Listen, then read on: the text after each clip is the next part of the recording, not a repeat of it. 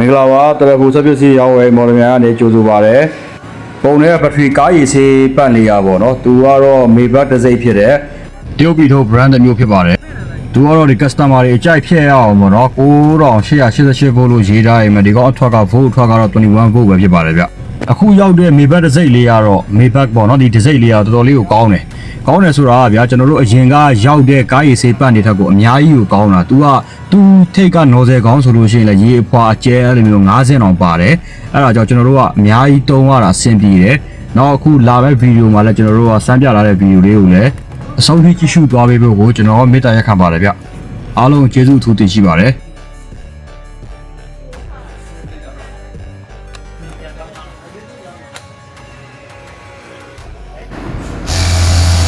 နောက်တစ်ချက်ပြန်အဖွာနော်ဒီကောင်ပူဖွာပါနောက်တစ်ချက်နောက်တစ်ချက်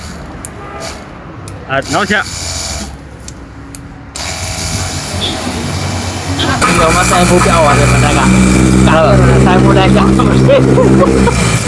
ကျော်ရပြီတော့ဆိုင်ကရိုက်တဲ့ဆက်ကူပဲရိုက်ပြ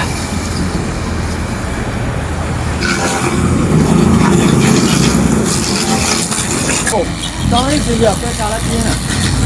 မပြေတဲ့ပုံကြီးရဲ့ဘယ်လို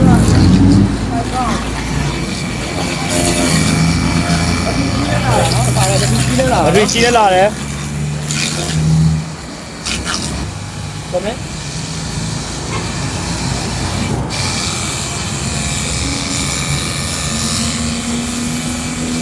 အခွာထိုးတာအခွာ